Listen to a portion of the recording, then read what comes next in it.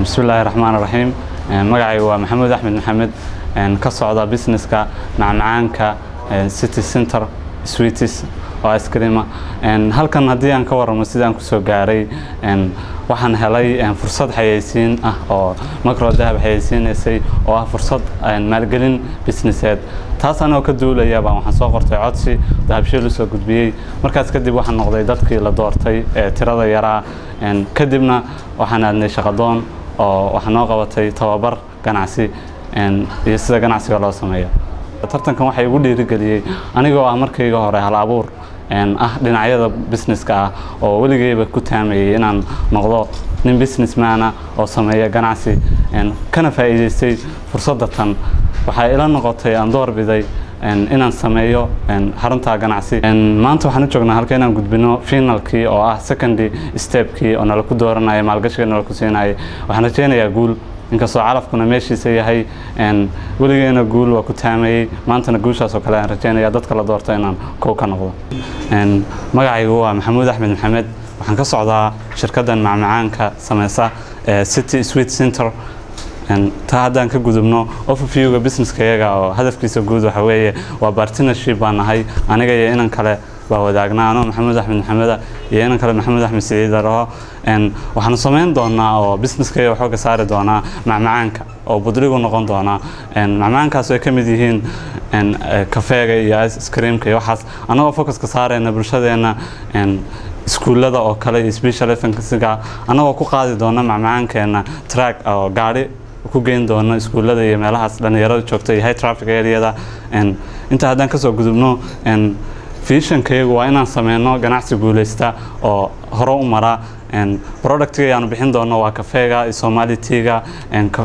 ice creamka iyo soft drink oo dhan iyo wax macmacaan la xiriiro oo dhan oo wadankeena ka jirin oo aan soo kordhin doono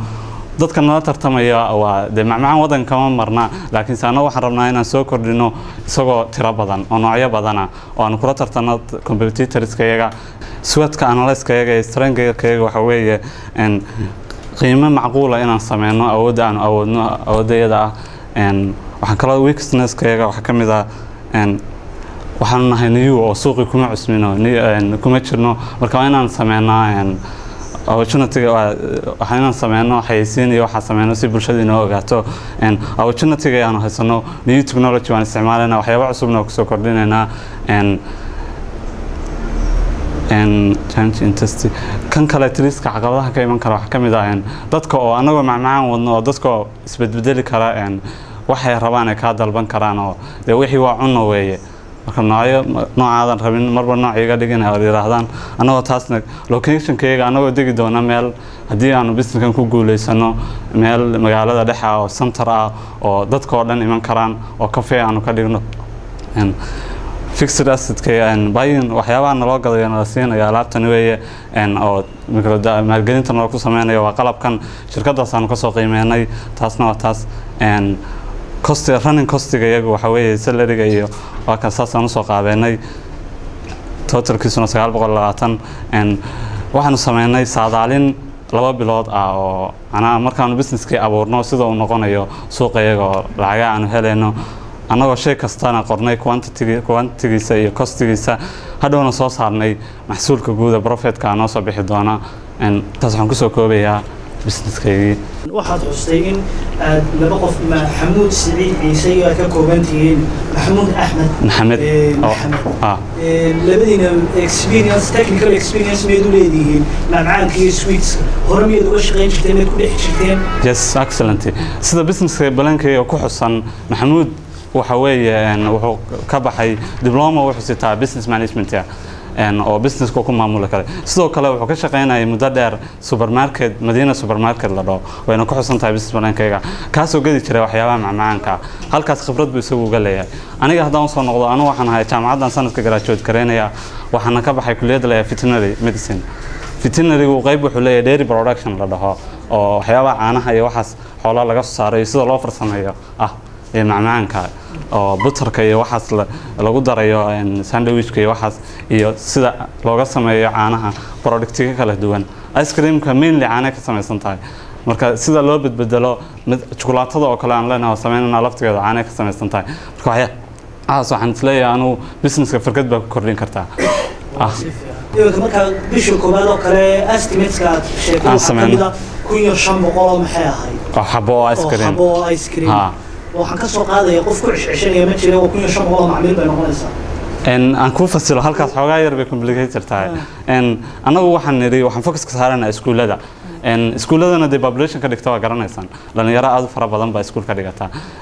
bahashii haddaanu diyaarino oo aan iskuulka geyno businesskii waqtiyo fara badan maalintii oo kale ilaa 4 waqti bay break soo baxaan ardadu marka 4taas arday kala duwan baa soo baxaysa marka bishii oo kale 1500 xabo in ardayda ka gadid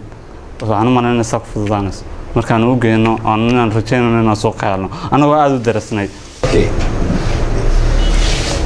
hada waa qaali ma qaali labadu wax ku xirantay targetka cida customerska waayo awoodooda wax iibsadeen hada arday aad target gareynayso or different school ama jaamacad ama whatever number badan aad doonayso wax badan aad doonayso inaad iibiso price ku xadiday price ku kulba sugay marka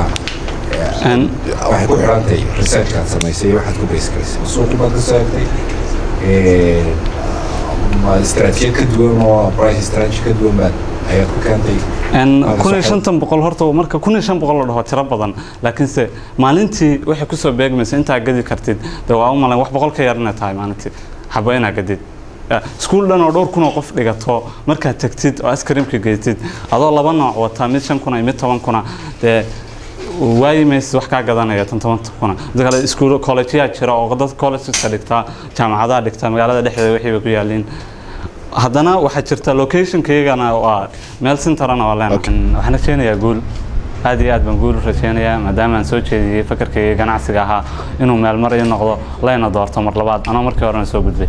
waxaan ka faa'iiday businesska anoo aan ahayn markii hore waan jeclaa entrepreneurka fikradu waan lahaa laakiin qaabka businesska loo maamulo haday financialka noqoto marketing noqoto waxa business u baahan karo oo dhan waxaan u maleynayaa in muddadii 2 bilood ahayd si hagar la'aan ay nooga qabtireen